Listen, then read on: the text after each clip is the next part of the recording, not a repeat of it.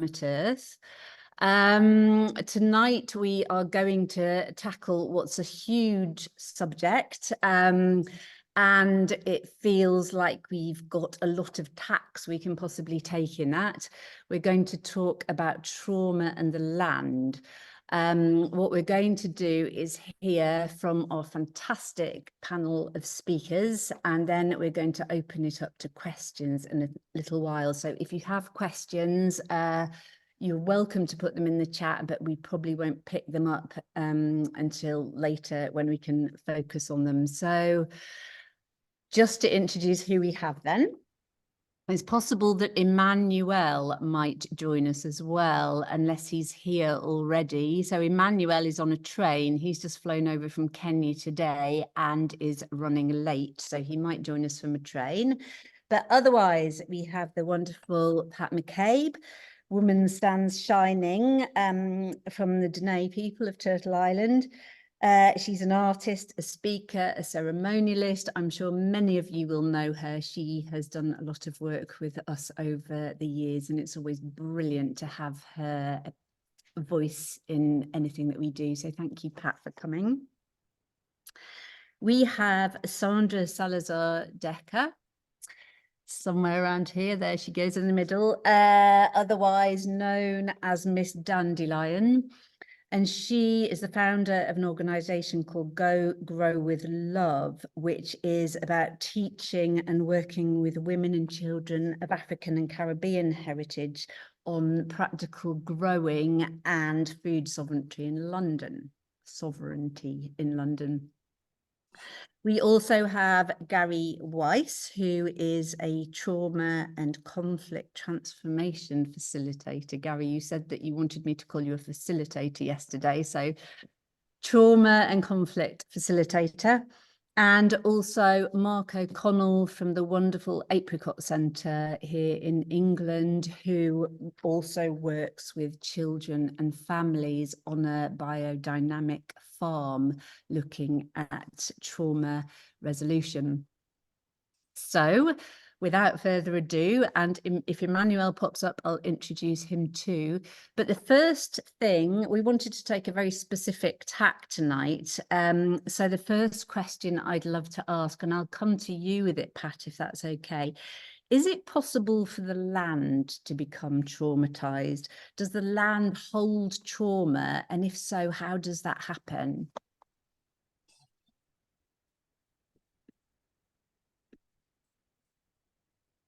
You're on mute, Pat. There we go. You go, brilliant.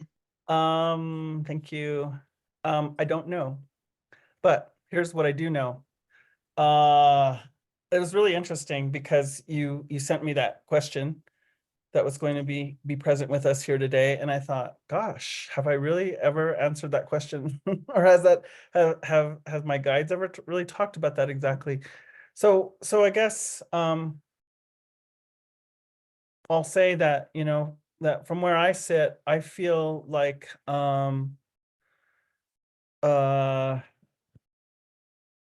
this Mother Earth has been through a lot for a long period of time. And I'm talking about a history that is longer than most human beings acknowledge, like hundreds of thousands of years, and also even hundreds of thousands of years of human presence. And I guess here I draw upon my own culture, in which my elders have talked about this being, you know, that we've passed through different worlds, right? And so the fact that we've passed through different worlds says that there have been these cataclysmic events here that signify the end of one world and the birthing of the next world. So is that trauma for this Mother Earth, for that event to happen? And, you know, my first response was to say, I've never heard my elders really talk about that trauma, of what that means to move from one world to the next.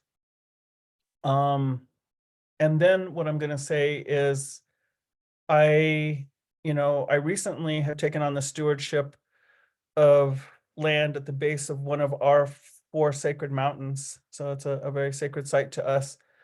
And what the mountain had to say to me about that, or actually there was a kind of a third party speaking on behalf of the mountain, and it said to me that well, one, that mountains have always been a part of the conversation, a conduit for the conversation between Earth and cosmos. And so and it kind of pointed to the shape of them. They're drawing from Earth. They're white at the base, and they're focusing that Earth energy to go out and through the sun actually have this conversation with cosmos. The cosmos responds back down, and so this conversation is always moving. But what I was told about this mountain that I'm working with, or it's really working me over actually, is that mountain has gone a little bit dormant in that conversation. Its capacity for receiving and transmitting is lessened, and part of that has to do with human beings being talked out of, I'll say, being conditioned to believe that we don't participate in such events, when in fact our participation has been key in that particular conversation between mountains and cosmos. And so what this mountain is calling upon for me is to repropose to humanity that we've always been a part of that event, and that it's actually very necessary. And I'll even go so far as to say that there's a lot in the cosmos or in the galactic that would want to help inform us at this time. And so that conversation is really important. And so I think about, is that a form of trauma, that dormancy? And I think there's different places on the land that have gone dormant. When I was at Mount Sinai, it kind of blew me away, because I've been in, I come from high desert, and I've been in low desert here in New Mexico and Arizona, but there was like nothing growing. That was zero. And it made me really think about the history there. And I have been told that, for instance, in a spot like that in a history that we don't have a lot of consciousness about at this point, that there were actually great, almost like spiritual wars that had gone on, or like wars between gods that had gone on in some places, in which we still see evidence like that. And it made me wonder about that, and also because of current events going there. So I'll say one more piece about this, maybe to help ground this, but I recently, our first sacred hospitality event at the mountain was to hold on a second here. Something just popped up and popped me off here. Was to have corn seed returned to us that we haven't had since pre-treaty. And so that wanted to be done. It was given to my nation, Navajo, Dene Nation, Navajo Nation, by other indigenous peoples. And what I found myself praying at that time was, I was saying, we co-evolved with these seeds. My elders talked to me about how we gained our astronomy, physics, mathematics, so many different things were taught to us in our sciences by the corn. And so I say we co-evolved with those seeds. And I found myself really praying and saying to them, you aren't traumatized, and you knew us before these tragic events of attempted genocide. And you knew our love. So I really prayed and said, help us now that we're going to grow you again and bring you back into a presence that we can receive instruction from again. Help us remember and feel what our love was like before, because the attempted genocide really changed our love and our hearts. And I want to know, what was it like before? So maybe that's some kind of grounding and answer to your question. Brilliant. Thank you, Pat. So I would have loved to ask Emmanuel the same question, because I know he has particular views on this as well. And when I talked to him about it, he has a similar relationship, I think, as you, Pat, in that he has an active conversation with soil, the stars, and his thoughts about trauma were that actually, yes, the land can be traumatized by wars, by kind of our agricultural methods, by kind of intensive work on them. And as he's not here, Gary, may I come over to you? Because I know that you work closely with Emmanuel, and perhaps you could give the kind of flavour of what he would have said about it and your own thoughts on it. Can the land hold trauma? Can it be traumatized? Yes, I'm trying to reach Emmanuel. He's on the train, but I was just teaching with him in Nairobi in Kenya. And he teaches a lot of our healing history classes, and he talks a lot about the way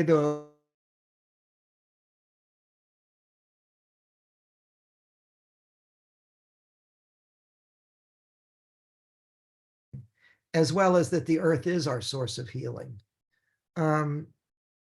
I've had many experiences being on different lands where either in my dreams or in my intuition, I can feel what's going on in that land, and I ask about it. And sometimes groups will be very stuck and traumatized themselves until we can talk about what happened on that land, and then they can move forward. So it's an interesting perspective. I know I have some friends who are from shamanic traditions in different parts of Mexico that go around to different places, and they attempt to directly work on the earth to heal what it's gone through. I don't know. I mean, there's different traditions.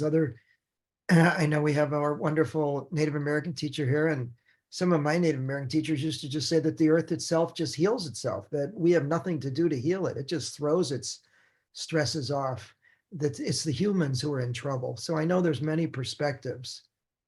And Manu's on a train on his way here, and we're trying to get him on Wi-Fi. So even here in England, though, I was once assisting.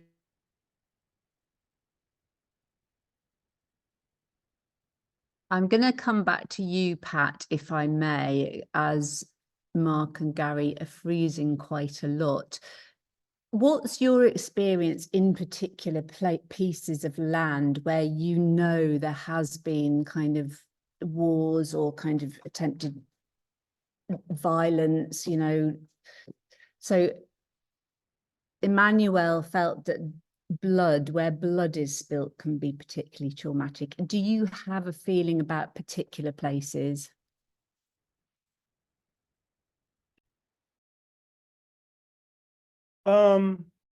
This is actually bringing up a lot for me right now. So I'm going to try to sort here a little bit. But so in a way, I feel like this idea of the land being traumatized or having trauma is a little bit of anthropomorphism that I have not heard my elders who have traveled on. It's more of a contemporary idea, I feel like. But the elder elders, I didn't hear them ever speak about her that way. And so I guess for me, kind of what Gary was saying at the end there about, you know, that she has her way of writing herself, like that's part of her power.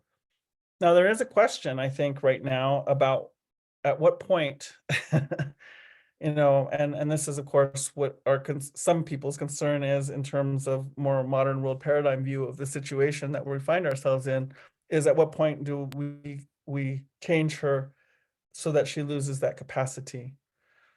But in terms of places where I know bloodshed has taken place, I've done ceremony in a lot of those places, or as my daughter says, everywhere you stand on this continent that I'm on over here, you're standing on a cemetery, right? And so that's a pretty sobering way to look at it. But I feel more the restlessness of the spirits of the human beings more than I feel the restlessness of the land.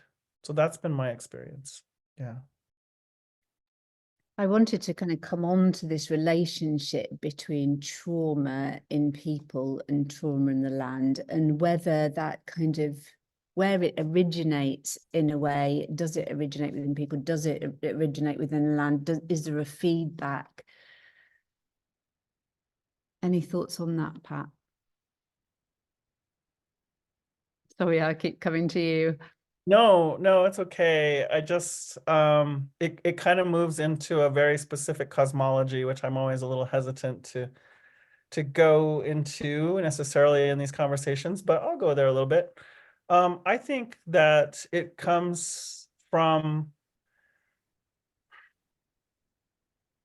very ancient galactic players that looked at Earth as resource, in part because they don't have I guess we could say feeling centers. And so when they look at her, they don't have the same experience, say, as a human being does.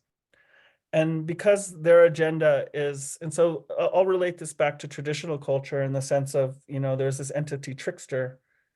And for some of us, trickster is a very, very serious entity that is very interested in disrupting this Mother Earth and her way and the life here.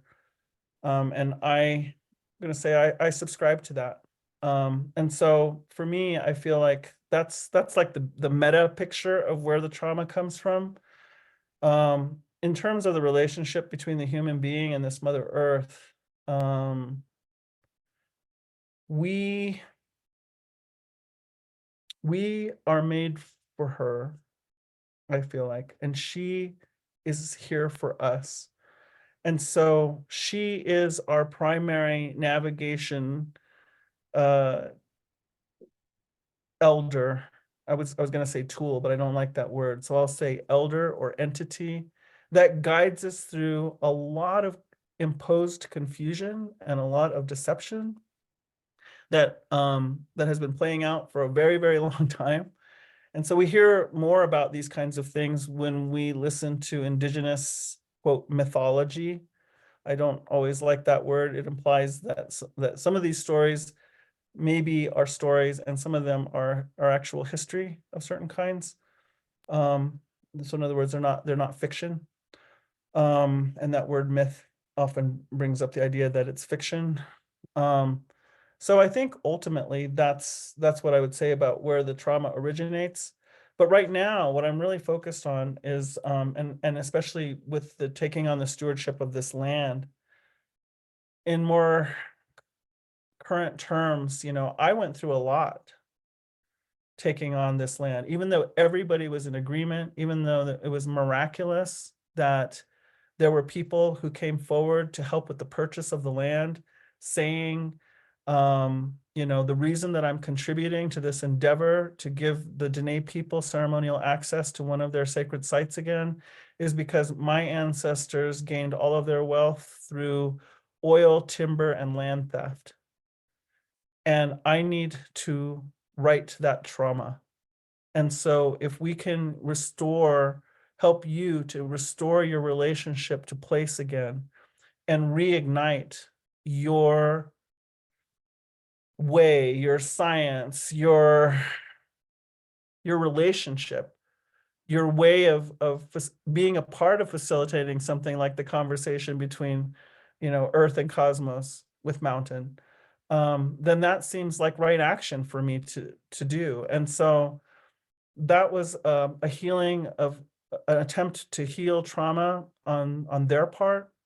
But I'm going to say my experience was I ended up having to leave my work for 8 months here since that happened, because it's playing out through my body. It's playing out through my lineage, that this huge shift just took place where suddenly there's, I mean, at the same time as there's missing and murdered Indigenous women, in huge numbers going on, especially in close to the border between Canada and what we now call Canada, we now call the United States.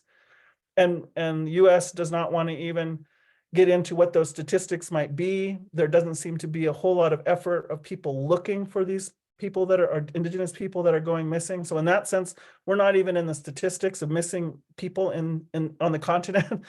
And then on the other side, here is this whole movement of land back, returning land to the stewardship of Indigenous people, land reunion, my Hawaiian relatives call it, where people are really putting their resources here. So there's this huge shift going on, and it's happening around the land. And I felt it in my body, and it threw me into 8 months of really having to do some very deep trauma healing and release work. And just one last question then before I go back to Gary and Mark and Sandra as well. Do you feel that that land is sacred? I mean, I know these are big concept word, they're just words really, but is there a possibility to restore the connection that your people would have originally had with that land? Or do you think the kind of trauma that you're feeling, is that part of the process of it?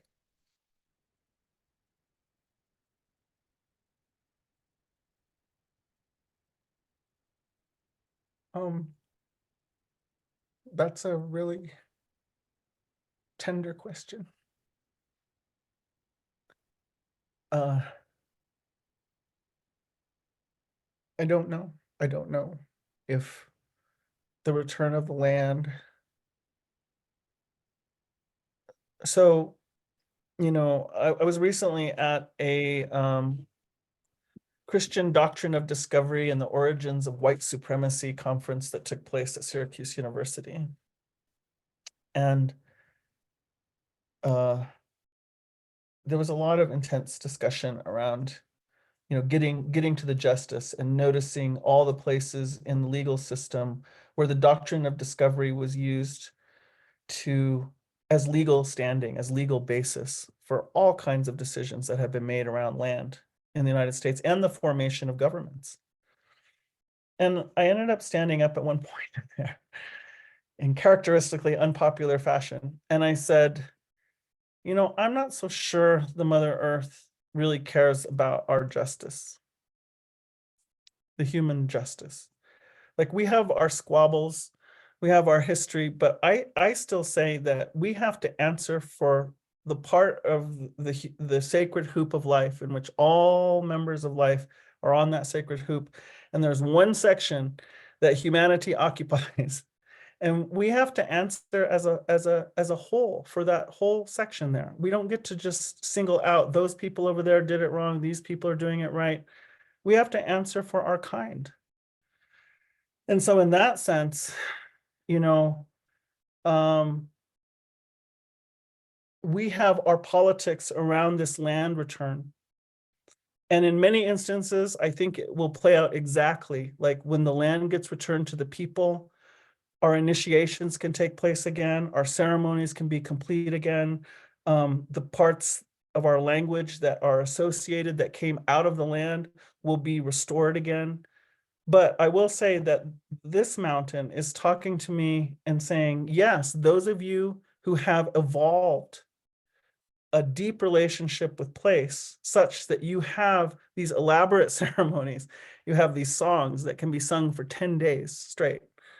By all means, bring them out. Let's do it. Let's do them. But the mountain is also saying, be sure to let all the human beings know that just their exhilaration, that what you feel when you approach a mountain as a human being with a very profound feeling center, which does much more than we have ever given it credit for, maybe even imagined, what that does for Earth and cosmos. But for you to approach the mountain with awe, with exhilaration, with joy, if you will dedicate that feeling sense and say, I know I'm participating here with Earth and mountain and cosmos, that's enough for us to start. That's enough to bring this particular place on the land out of this, I guess the word I can think of is dormancy, and bring it back into a kind of functioning that can really be quite critical for us all right now. I wonder how many people are quite scared to do that in certain places because of the trauma that they're afraid might come up either from the place or within themselves from the displacement in the first place. I wonder if kind of that's a barrier in a way. Well, if it isn't, it might ought to be.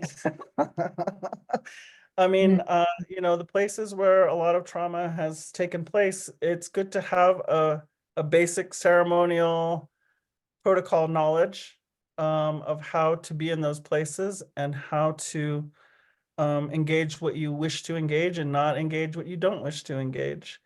But I don't know. It also, I think, especially when we're not trained in those ceremonial ways, my experience has been you get some passes for a little while until you know better, right? Until you get more information. And so I think for the most part, I would say that love, that exhilaration, that awe, that opening, that inspiration that comes to us. And so I'm talking about mountains, but of course there's other entities of earth, water, and trees, etc., where that can happen. But in this case, I'm being worked with around mountains. That's in itself a protection. That's beautiful. Thank you, Pat. Thank you for answering that tender question. Sandra, I'd love to come to you. So you work with people from African and Caribbean descent, actually working, growing with the soil. Where does trauma arise in that, or doesn't it? Is it kind of, do people that come to you, people that you work with, tend to come with a level of trauma that then you work with in growing? Where does it show up in what you do? Good question. Greetings, everybody. First and foremost, I'd like to give thanks. We're having a conversation about land and trauma, so I'd like to give an ancestral knowledge. So I give thanks to all my ancestors for allowing this conversation to take place. I give thanks to all the energies that surround us every day, that guide us, that protect us.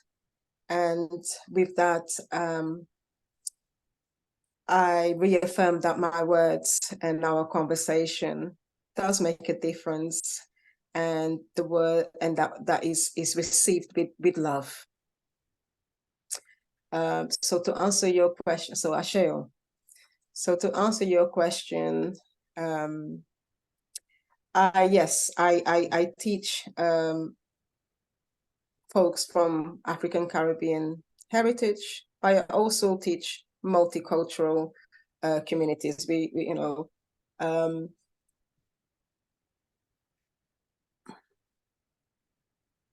Yes, we come to the land to be with the land. We believe that the land and the earth is our first world.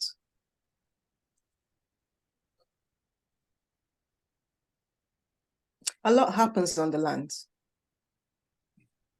The land for us acts as a platform, more than a platform. It's our mama. And she allows us to be ourselves. We work with a particular group of,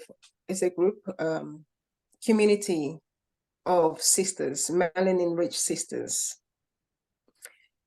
And the reason why we do that, or why I particularly chose to go to attend and to tend to my sisters, is because of that we call intergenerational trauma.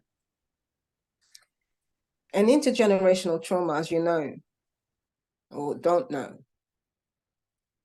may not be seen, but it's felt. And sometimes we're not always able to pinpoint. We have feelings and emotions and all these energies that we don't know where they stem from and they come from. They're embedded in our DNA through activities that happened to our ancestors. So when we come to the land, to tend to the land, to grow food with love, we step into the land to know that this is what we are going to give and what we're going to receive. Is a symbiotic relationship, and there's a reciprocity between our inner self and the land. We create a space where the sisters can come and be with the land. And let's call it, I mean, healing is a word that can be chosen to describe this, but to grow, I'll say to grow, to release. And that is seen from the moment that the sisters step into the land. That is noticeable. That is what they come from for. They come to release. They come to be themselves. They come to receive love, not just from the land, from them. They come to learn how to receive love. They come to learn how to accept love, true love frequency, the one that brings you peace, that has no judgment, that has no mundane attachments. So with that said, Rachel, that's our life. That's what we do. We balance between these worlds, the physical and the spiritual. Which one do we tend to? In our world, we know that anything that happens first in the spiritual. It then manifests into the physical. So when we are growing food, we're not just growing food, we're growing food with intention to know that this is what our food is going to bring. This is what it's going to do to our bodies. This is what it's going to do to our spirit. This is what it's going to do to our community. This is how we support and grow each other. And we also hold space to have some difficult conversations. Many that we don't even know how to put it into words, but we are so tender with each other that we allow space for that to happen. So I think that's my answer to that. Do you find that you can have those tender conversations more easily because you're there with the land? Would they have arisen without that, or is there sounds like there's a facilitation going on? Yes, we do, because there's a safe space. We have the choice. That's one thing that is very clear to us, is that we have a choice whether to share or not share. Even sitting in silence, tending to the plants, watering the plants, talking to the plants, touching the soil, conversing about the different microorganisms in the soil, lying down, watching the sky, bird watching, all of that is a form of releasing. So we allow space for that too. And can the land heal people? I think, yeah. I mean, we need, in my opinion, we are symbiotic. We are part one. We are part together. We belong to the land as well as this cosmos. So we are that middle point. And if we humans reconnect with that ancient energy that we feel every single day, and tap into that beautiful love frequency that we feel every single day, the frequency that we want to achieve, the one that we work towards all of our lives, because everyone wants harmony, peace, and love. Well, everyone that I know. Then we are definitely co-creating a world that we want to live in and a legacy that we want to leave for our children. And a lot of it comes because of that. For us to be our best versions, we just have to do it for our children. You know, at the end of the day, that's my opinion. There's no discussion as to why and how. It has to be done. Our ancestors have been doing it. It's a growth that takes place in every single generation. And we are here at this moment to learn, to grow, so that we can pass on the knowledge to the next generation and support Mother, support the earth, support our heart, our green heart, our earth, HEART, our heart, to be what we're meant to be, which is loving, kind, and people of the earth. And that's my opinion. Brilliant. Thank you, Sandra. That's really beautiful. Mark, I see you're back. Back, and Emmanuel's here too on a different. Fantastic. Okay. Oh, I don't know where to begin then, crikey. So we're dotting around a bit. Before we bring Emmanuel in then, can I just come to Mark quickly? Because Mark, you also grow with groups of people and you work with refugees, you work with children, with families. What's your kind of experience of trauma then? How does it show up in the work that you're doing? Do you have the same experience of Sandra? I'm not sure whether you heard all that, but that actually it doesn't really matter. As soon as there's growing, there's kind of healing anyway.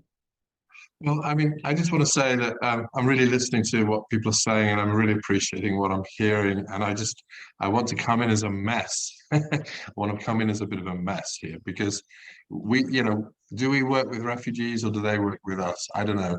It's like, it's a relationship.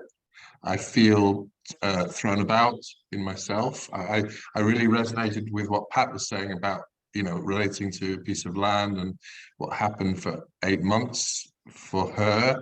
I feel like I'm going through an inner process myself where I no longer know where authority comes from. So I'm basically, I just want to be. It's a difficult place to be. There's a lot of unknown for me. I'm just letting it shake out and emerge. It's very uncomfortable. It's very difficult personally, but I just feel like I need to let that happen. And I'm trusting that somewhere it's related to the earth and our connection with the earth. So I don't want to speak with very much authority. I don't think I have a great authority. I just feel that there's a very important things for me is about seeing children in the land, people in the land, growing food together, sharing food together, making those connections and kind of a heartfulness, and letting earth, letting something in life show the way. But I think you can hear from what I'm saying that I'm actually going through quite a big experience in myself. Previously in the past, I could speak authoritatively as a psychotherapist, or I could speak as this or that and have my voice. And I just really don't want to make too much of what I believe or think, but I'm rather just trying to feel into things. So for me, one thing that's very beautiful is we're building a garden for children, and it's kind of it's an edible garden, a microbiome garden, and it's just like a creative process. It's like art, and it's like just want to see children in there and being there in the garden and connecting with the elements. So I don't know if that I don't even know if that goes any way to answer. That's my best answer for the moment. Yeah. I wonder, Mark, if that piece of land is working on you as well. Maybe it's the land. Also, just to say that it was Mark's kind of initiative to begin this conversation on trauma and the land. So thank you so much, Mark. Gary, I want to come to you in a little while, but if you still have Emmanuel there while he's kind of in between signals, shall we bring him in just in case we lose him? Yeah. No, I think he'll be on now for good. But let me just see if Emmanuel, are you here? And Sage, are you here on the train? He's on the same camera. He's on the. Can you hear me, Emmanuel? They might also be intermittent. They may be a little intermittent. Let's give them a little time to see if there he is. There's so much breaks. Here I am. Emmanuel, lovely to see you. I said that you Hello. might struggle. Hello. Hello. Brilliant. It's wonderful that you're here. So before you cut out, it feels like there's so much that you could say, and we've kind of been dotting about a little bit. I'm really interested then, from our conversation the other night, I'm really interested in what you have to say about the soil and the trauma of the soil and your communication, your connection with the soil. I wonder if you could tell us a bit about that.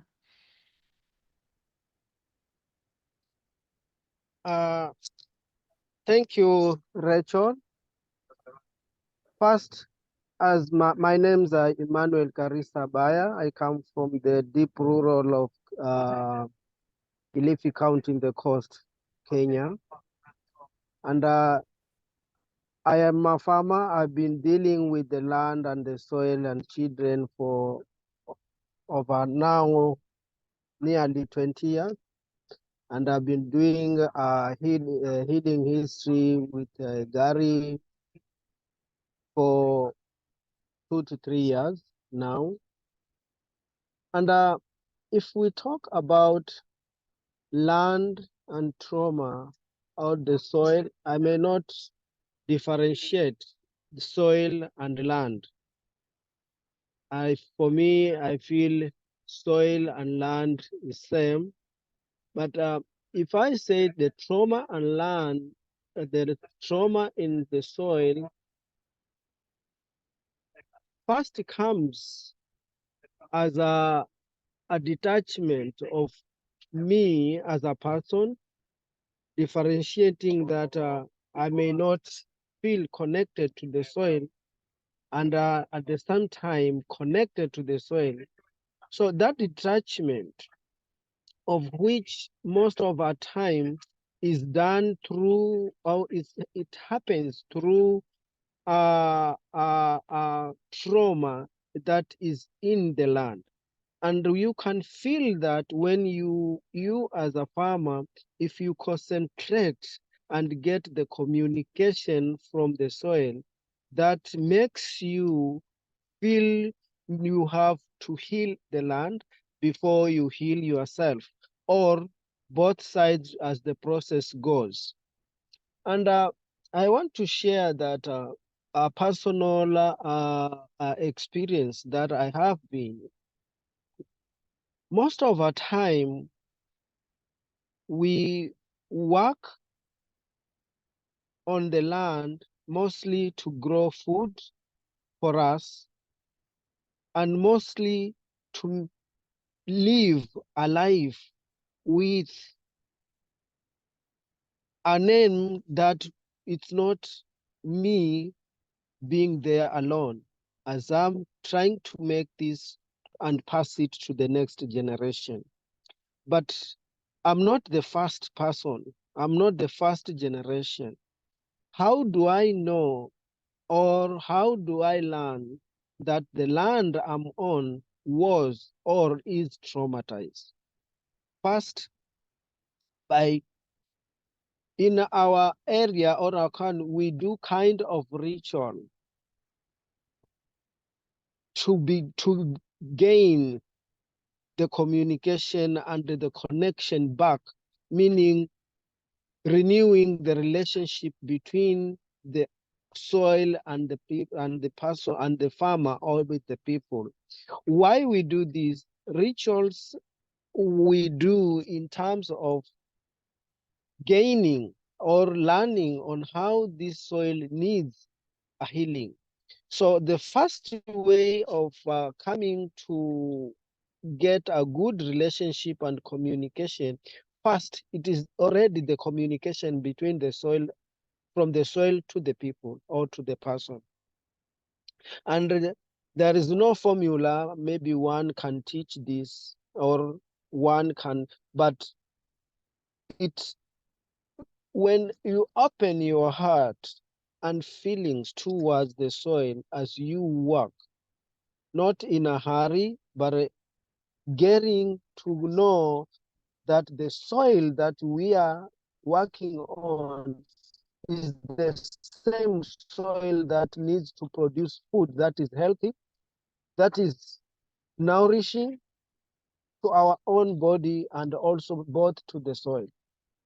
And if maybe most people may believe in rituals or may not believe in rituals, but for me, ritual is one way of communicating between the divine, the sacredness, because we believe that the soil is sacred of the soil. When you say give the heart of how we can heal the soil in and heal our own wounds. Trauma may be even older than us. As I have heard one speaker was trying to share, and trauma may be old more than us, but healing that trauma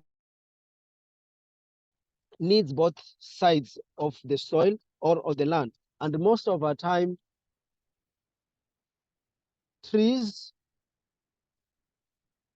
who are older than us can do the communication. I normally communicate much with the trees to get the history of our land or a history of our soil. And trees have supported the generation of people. And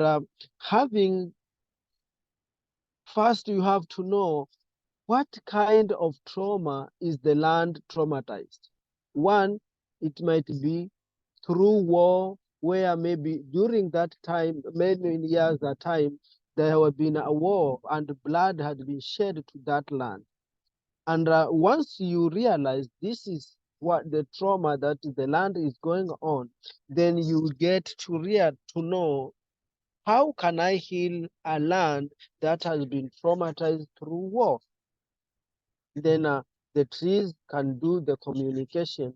And for us, when we want to heal a land or soil that's been traumatized through war, once you realize that, you don't work on that land or grow food on that land for a period of 7 years. So 7 years, what will you be doing at that land, making it to heal?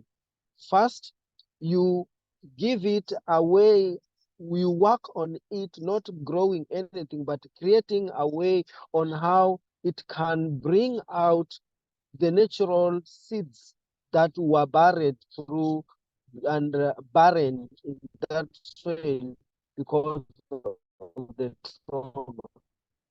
And while you bring the love of your heart to the soil and say, today, these are the words you may communicate. Everyone or every culture has their own, but this is how we do it.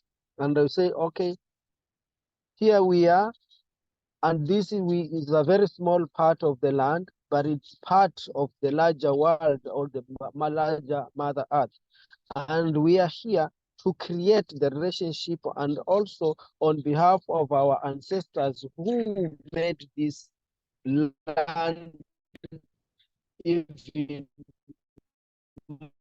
more traumatized, but we take all the responsibilities and then we put, and with this we believe, with this continually making rituals in time by time, year by year, until 7 years come, we heal the land, and by that process we heal our own land, our own wound, as we feel connected again to the land. This can be a larger or a longer lesson, but in short, what I'm trying to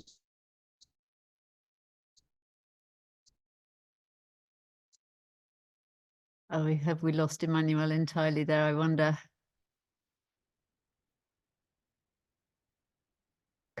Pat, can I come back to you for a moment there? because Emmanuel, I was feel the your- children are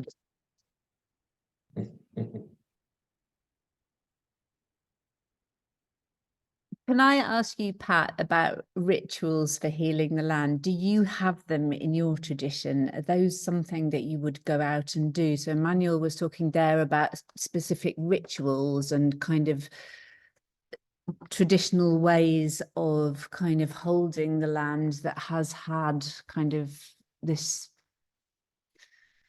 trauma, if we want to call that, happen there. Are the things that you use specifically?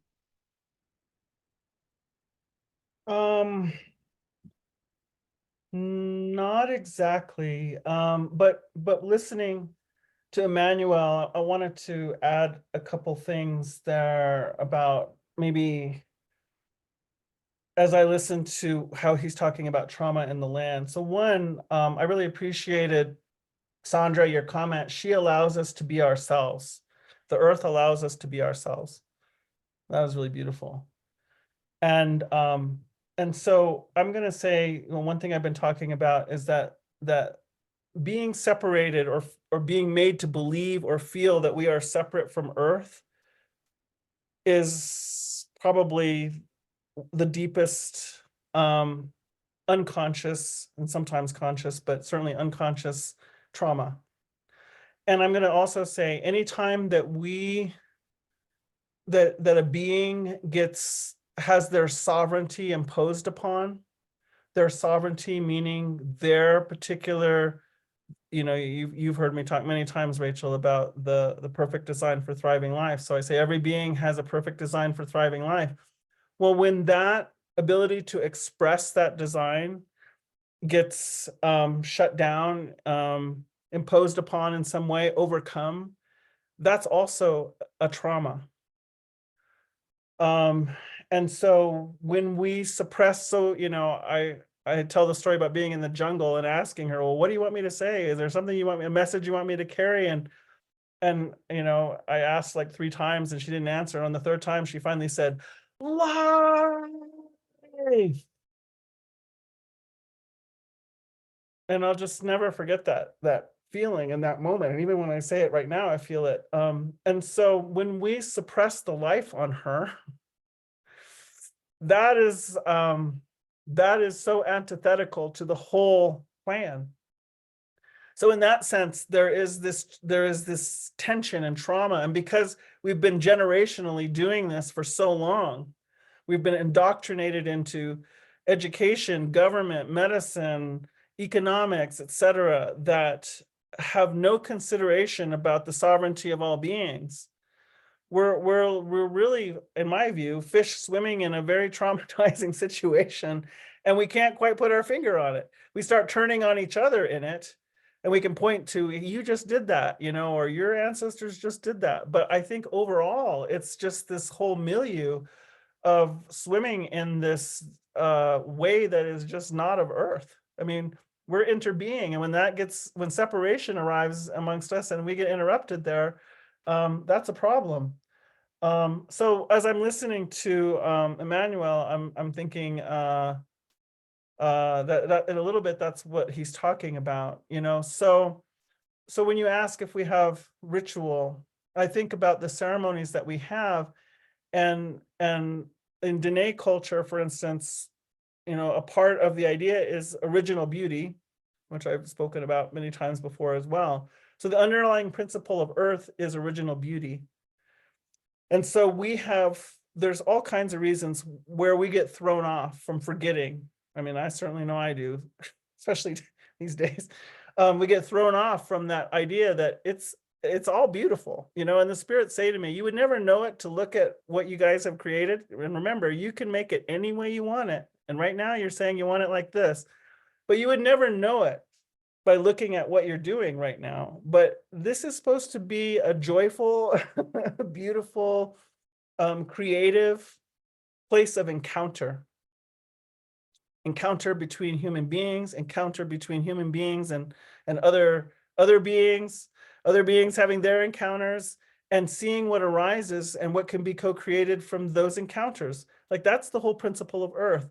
So when I talked earlier about trickster and such, So there's something, you know, in this cosmology, there's something that's coming in and disrupting, and I say intentionally deceiving us away from this understanding of original beauty and of our inherent connection to Earth.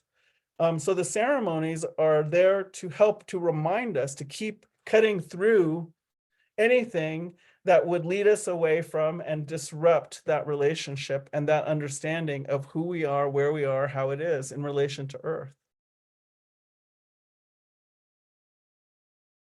You have a ceremonial aspect of your work, Sandra, or is it in kind of in what you do with the soil, or do you have, yeah, definite ceremony that you would call ceremony? We do. We have ceremonies, which I can't share here on thing, but we do ceremonies. Depends on what it is, or who we are, what group we're working with. With the women on the land, every moment and every time we meet on the land, that is our ceremony, is a ritual, is a practice, and it's beautiful. Okay, one of the practices that we do on the land is take our shoes off. So that's something that we encourage straight. As soon as you enter the land, you remove your shoes, and you feel that electromagnetic field coming through you all the way to the cosmos. And that's a really good feeling. So those are the simple things that we do on the land. But in terms of actual ceremonies and those rituals, yes, it depends on what it is that we want to release, or what kind of conversations. But really, they're practices. Yeah. And I'm sure that we all here have our own ceremonies and rituals with the land that probably we're mainly unconscious of, don't we? And it's only when we kind of get together in a group like this and compare that we start kind of realize it, like taking your shoes off. So many of us do that and kind of feel a difference, you know, and yeah, to make it really conscious that that's something we should be doing more of. Yeah. Thank So, you yeah. so much. Yeah. And if we could compare all the things that we do, then yeah. Well, and maybe one simple ritual and that I've talked about at different times is the making of the offering, right? Right. So when I arrive at a place, when I arrive at water, when I arrive at earth, in different spots, or even encounter different animals, you know, I'll make an offering. And so, you know, what I say to the young people is when we approach a place in that way, she recognizes us, the earth recognizes us, the life recognizes us, because there's so many of us present that don't have an idea or a consciousness that we can announce our reverence, we can announce our gratitude, we can announce our joy with this offering. That I wonder if the earth like is kind of, again, kind of goes dormant with our lack of engagement. But then when some of us do show up with that offering, this whole, again, encounter and co-creation possibility opens up for us. So for me, that's a simple ritual. Is it about healing the land? Yeah, I think in that sense, it's interrupting that automatron human presence that is treating her like a resource, right?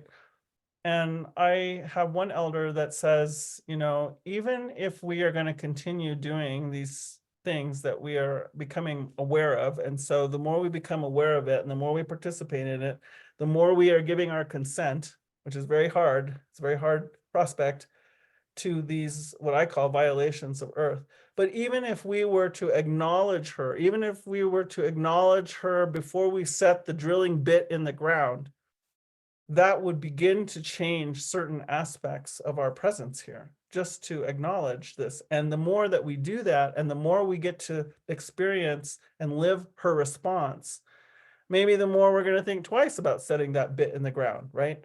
So that's one way to talk about the ritual with the land. Can I just add? Sorry, go on, Sandra. Yeah. Because sister just reminded me, yeah, like such one of the rituals that we do actually today. You see, I'm dressed in a semi-yellow, and that's to honor the goddess of the sweet rivers. So because today is her day, so those simple practices, and you know, today we got together with the ladies, and we know that we're gonna wear yellow because we intentionally wanna invite that love energy that Oshun brings to the table, which is all about reciprocity, it's all about the sweet waters, it's all about love, fertility. So we honor those unseen energies of the land. So is that annual? Then is it every year or every week? Every week. Fantastic. Wow.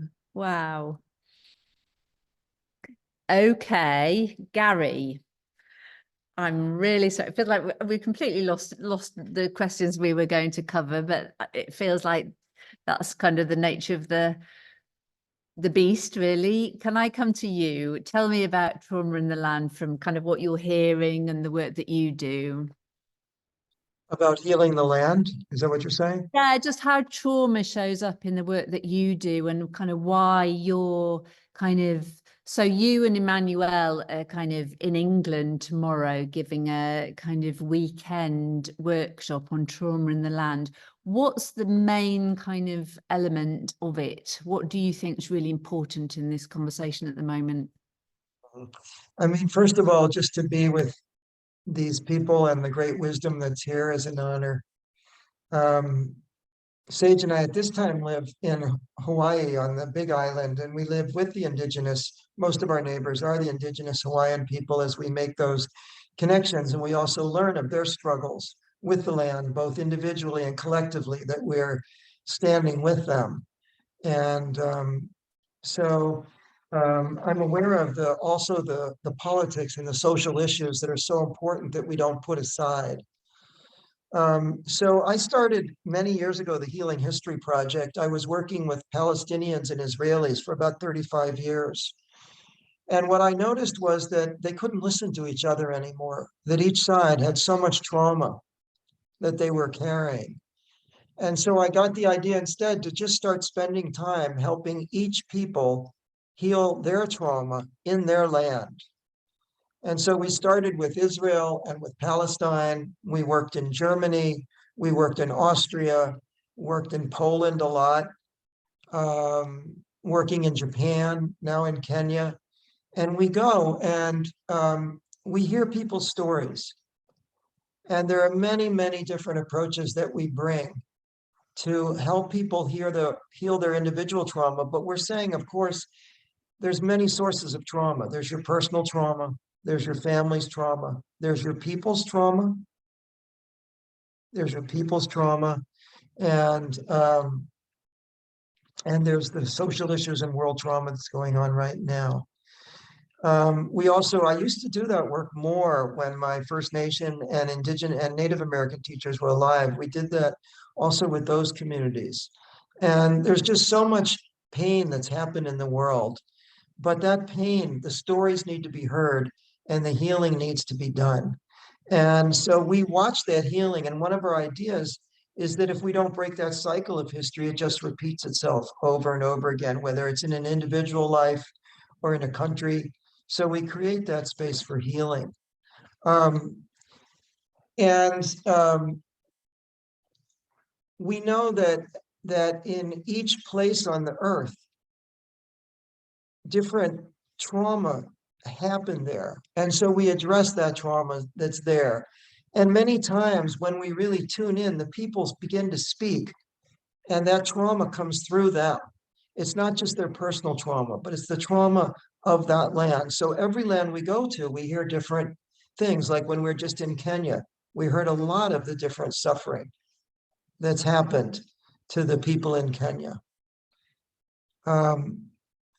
We also do a lot of exercises that we call earth-based healing and earth-based psychology, where we use the wisdom of the earth and we use the wholeness of the earth, the lack of polarization of the earth, to facilitate our conflicts. If I could give a brief example, one time I was working during one of the Gaza invasions, and nobody could even look at each other. How are we going to make peace? Nobody could look at each other. Even my co-teacher, who was Palestinian, who's my close friend, he couldn't look at me. So how are you going to create dialogue and healing of trauma when nobody can look at each other because of the amount of pain? And so I asked each person instead to go to the earth, to go to a spot that called them, and to feel the earth, and to let the earth move them, and to feel their oneness and their connection with the earth, and to reconnect that person to the earth. And after we did that for about 10 minutes, people opened their eyes and they said, let's go to work, let's begin. So we utilize the oneness of the earth in the midst of all that conflict. And what does trauma do to us internally? Trauma splits us. The more trauma, the more splits. So we bring in the earth as the healer. Especially when we get so polarized, we can't go further. We also have had people who can really let the earth speak through them. And sometimes that's the only thing that has stopped the violence, is when somebody can literally let the earth speak through them. The violence then will stop. People will stop and listen to those powerful, powerful voices that come from the earth. I hope that gives a little bit of an idea of what we're working with. It's like, yes, I've trained in trauma work and I wrote a lot of books about it. So in a way, I'm the healer, but what really heals is when the earth comes through me. You know, when I have my most difficult clients that I'm working with, even on Zoom, maybe they have advanced cancer, they have terrible fights in their lives or in their countries. Sometimes I have to go down to this special spot on the earth in Hawaii. And people say, I don't know what happened. And I say, well, it's this spot working through me, right? One time recently, I was working with a man in Japan and he was saying, I'm giving up, Gary. He said, I'm so ill, I'm giving up.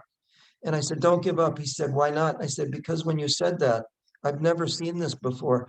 20 dolphins leaped into the air at once. And the entire conversation, whenever we talked about him reconnecting to his spirit, the dolphins began to leap. So I think our indigenous teachers have taught us that forever, if we can hear it, that the earth herself will heal us if we can just listen to her, if we can feel her. And as Emmanuel has taught me so much when we garden together or when we teach together, if we can work on that connection. I don't know if you're still here, Emmanuel, but Emmanuel would talk to me about his indigenous, his elders, who would say that if you have a physical illness, he would tell me it was something broke in your connection to the earth. So they would put you back on the earth and they would physically reconnect your body to where that connection broke. So that's what we're constantly trying to do, is we're trying to say, you can't heal. The trauma's too great, but we can connect you to the earth. You go to her in a respectful way. You pay homage to her. You honor her. That earth oftentimes will come through and heal you.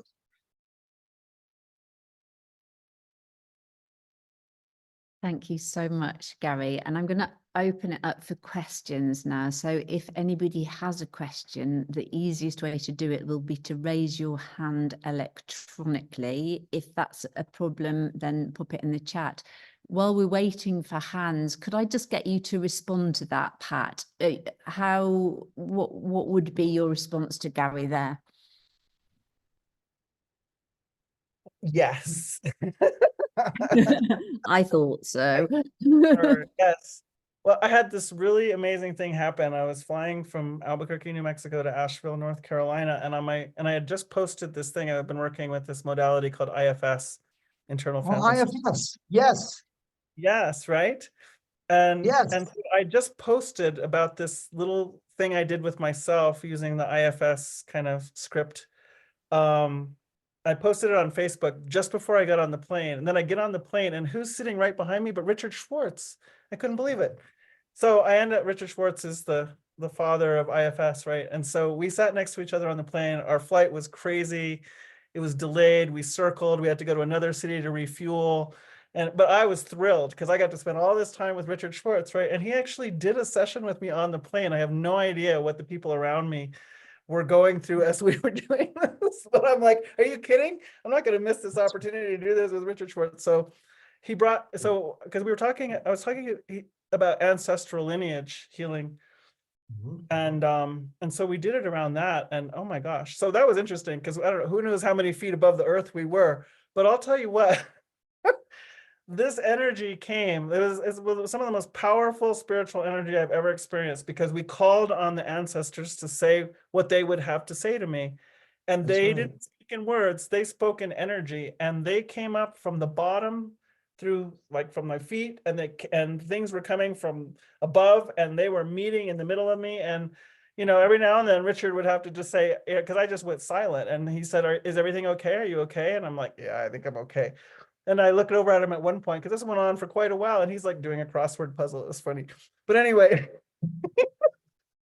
and I said, well, you're going to tell me how to complete this, right? And he said, I say, go with it. Just keep saying yes. Just keep inviting it in. So it went on all night. So one, it's two or more are gathered. That's also helpful for trauma release.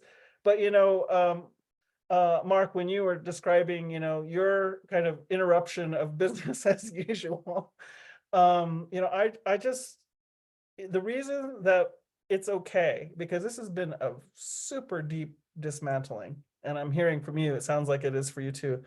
But the reason that it has been okay is because I've had less risky experiences with turning myself over to this Mother Earth, to turning myself over to Spirit, and just saying, I don't know.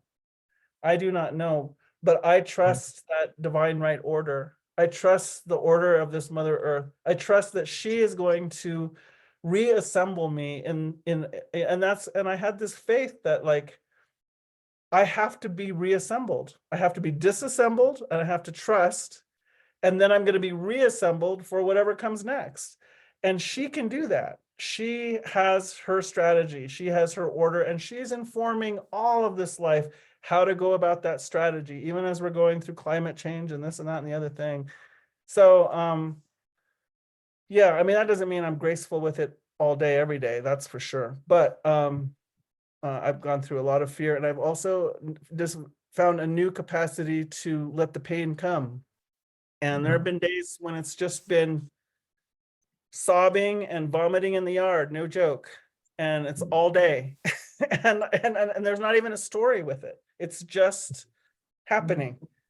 But I feel really grateful that I have had ceremonial experience and other experience that says this is more extreme than any so far. And yet I know that that order is there, and that love, I'll say, here's my anthropomorphizing maybe, but I don't know, that love and care from her, to receive me as a part of her heart and a part of her organism too, I'll say. So There it is. Yeah. Brilliant. Thank you, Pat. Tony, lovely to see you. Do you want to unmute? Hi.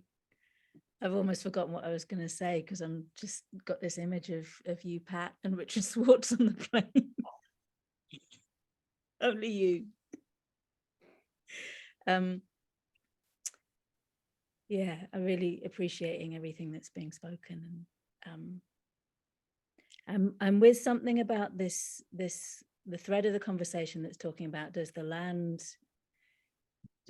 get traumatized? We know that we humans get traumatized, and does the land is able to heal herself, heal itself? And I'm kind of with this thing of, well, the land is multiple species, and what's it like when we kind of shift orientation to think about trauma in a particular place that may be initiated within humans, but then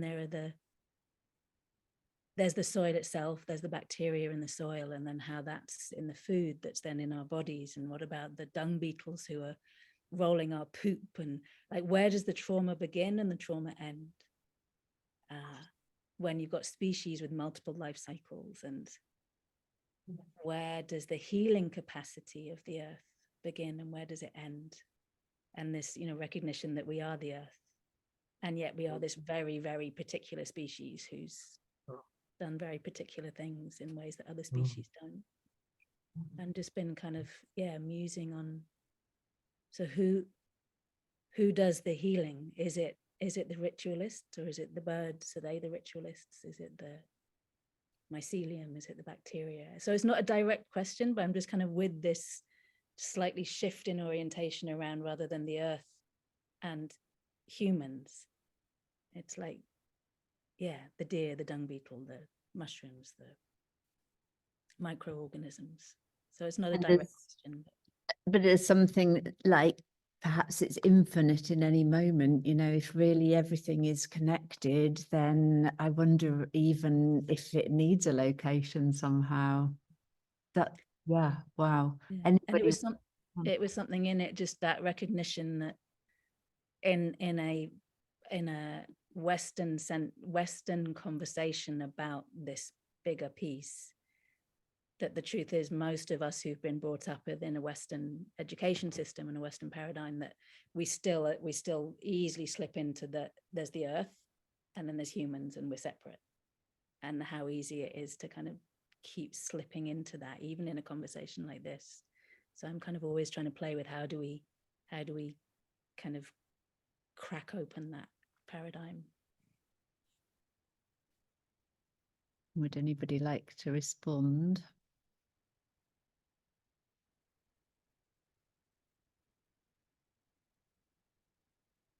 Anything from you, Pat? I would love to ask Emmanuel, but I daren't go back to his struggles on a train. Yeah. Yeah, thanks, Tony. Yes. And I think that's part of that surrender, is breaking out of that dualism, and allowing the merging and the becoming of this one.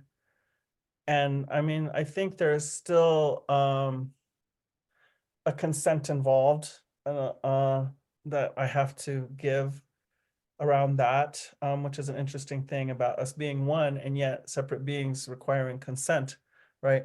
But also, what when you were talking, Tony, what came up for me, you know, about this being us, a very specific species that are also part of the organism. So, and sometimes I look at the Earth and I'm like, so if she is a single organism, then we might be a particular organ, right? Like maybe we're the liver, or maybe we're the, you know, and so it has a very specific function. It does certain things, it doesn't like certain things, versus other parts of the body, right? And yet they're all functioning as this single organism. But I'm thinking about, so like in what I love about the ceremonies, is that there are certain entities that come to the fore, certain like animals, for instance. So I might call in Buffalo Nation here. I got my little buffalo going here, or I might call in Eagle Nation. And so there are certain communities of life, and sometimes it might be a particular star that has shown up in different ceremonies. And so we actually kind of are, maybe it's generations that this star has shown up to meet us in our ceremonial space. And so we have a name for them. But there's different constellations of beings that show up for healings, right? Or for the remembering of original beauty, for the removal of deception and delusion and illusion. And I love that, because I don't know who's going to show up sometimes. I make myself available, and it's like there's I feel like it's the Mother Earth sends out different healers at different moments. And that's also a part of what creates such profound respect for these other lives that are not human, and yet there they have come and shown up for me in such moving and also powerful and transformative ways. How can I not consider what they need to live? You know, so this is what I mean by this separating of us as separate beings is such a traumatic event. And you know, I guess I feel grateful that I still am connected to cultures that have a very practical, hands-on understanding, and I'm hearing that from my sister Sandra too, about bringing in the medicines for what is called for in the moment. It's such a community, and that's the collaboration, and that's the encounter and the co-creation as well. Can I Brilliant. just add on to that, Rachel? I know we Yes, might be running absolutely. late, Yes, I was going to because come to you that. guys just started a conversation that is so me, micro life. And that's one of the things you see, Miss Dandelion comes out when we're talking about micro life. Yeah. So this is what we teach our children in schools, in the home education groups. And what we teach our sisters and everybody really is the power of micro life. You know, that reflection that micro life is you. It reflects that within us as we, the same way that Mother Earth is made from 80% water, and then we have the 25% of land and so forth, and a 3% of organic matter. It's kind of like the same. I love to give that reflection of that we are Mother Earth. We reflect her, and she reflects us. And all those micro lives, your protozoa, your worms, your fung, all of those beautiful brothers and sisters that do all the work under the surface, chewing, cooing, dancing, making love, all this kind of stuff, whatever they're doing, that gives that energy and life to what goes on above the surface. It's so much everything that we are. And that relationship is so sacred. I'm sure many of us have heard the saying that there's more life in a handful of soil than there is in a whole wide world. And that is such a beautiful acknowledgement to make, and to know that we are not alone. Look at that, regardless of how we feel every day, because every day is a new day. It's another day that we have to get up and do and get out of our houses. And when we're talking about trauma, that is such a heavy energy, and yet we do it, and yet we have this energy around us, in us, that just makes way for us to be able to wake up every day and do those things. And sometimes in the middle of the fog, we forget that. But the land has just a special way of reminding us. And I just love the way that sister said about the micro life and all of that gut biome stuff. I love that kind of talk. Great. That's great. Rachel, can I add in there too, something? Yes, oh, for sure. Yeah. I wanted to just add one other piece about our relationship with the earth. So there is no real barrier. What I do to the earth, I do to myself. I am the earth. So if I put tons of plastic into the earth, all that microplastic ends up back in our bodies. That's more consensus reality. But what I talk about more in process work, which by the way is like internal family systems, we're very similar. And I helped develop process-oriented family therapy and internal systems. So I'm so happy to hear you got to be with Richard Schwartz. I love that work. But there's another piece to that. And that is how many people I see that are globally warming themselves. It's not just that we're overheating the earth, but so many people come in who are burned out, who are overheating and overcooking themselves. Or for example, I remember working with the head of a timber company who was clear cutting all the land, but when you watched how he treated himself and what he did to his family, he was clear cutting them. So this illusion that we can go and we can live here and the earth is there, it's not true in consensus reality, and it's not true because the earth is non-local. The earth and its process is in all of us. So how I treat the earth is how I treat myself.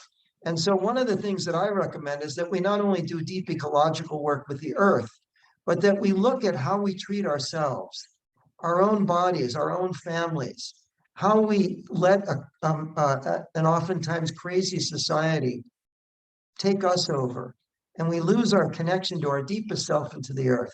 So I think we're all talking here about that oneness, that connection we have with the earth, and how she impacts us and how we impact her, and how connected we are. Fantastic, thank you. That feels like it could be a good way to conclude.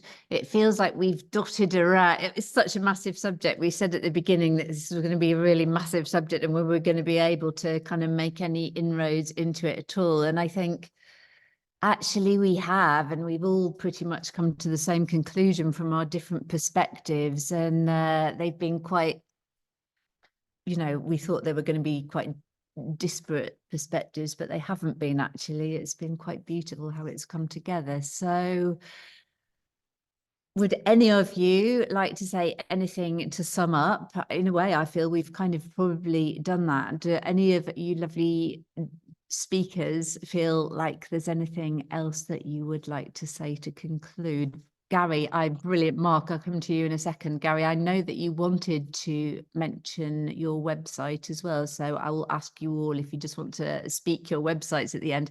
But yes, Mark. Rachel, I just wanted to thank you for hanging in there with this subject, because there were many times that we were thinking, oh gosh, maybe we're gonna, you know, let this go or not, you know, and you just kept saying, you know, no, this is important, let's go for it. So just really appreciating your facilitation, and thank you so much for bringing us together. Thank you. And it feels like we should continue. It feels like there's so many ways to continue, and hopefully everybody that was here tonight will have been able to take something from it that they would like to continue with. So thank you all for coming. Gary, would you like to speak your website? Yeah, two things. One is just, for me, it's all about relationship, and to meet the people who are speaking so far tonight, to meet people coming from a similar place is so important to me, that we connect and that we support each other. And so I'm so glad, and I hope that we'll be able to meet further. I just mentioned that because a lot of times I'll do something like this, and then people find me and they say, oh, why didn't you say how to reach you? Because I needed more questions or information.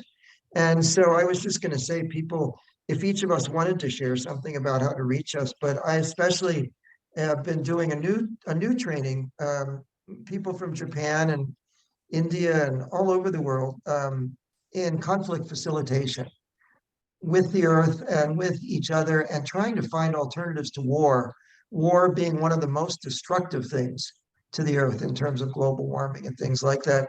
So if anybody wanted to contact me, if you go to conflict resolution, www.conflictresolutionmethod.com, it'll pop up this little thing, and you can just click on it, and it'll automatically make a half hour for us to connect and see where our common ground is and how we can support each other in this time of such important transition in the earth.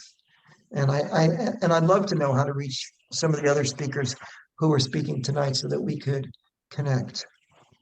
I can put you all in touch. Actually, I have, well, I'll remind you of how to get in touch with each other. Also to say that Gary, Emmanuel and Mark, you're doing a thing. If anybody happens to be in the Totnes area, and I know that some of you are, then you're doing a thing tomorrow, which will be on the Apricot Centre's website. So any last sign-ups for that, I'm sure would be welcome.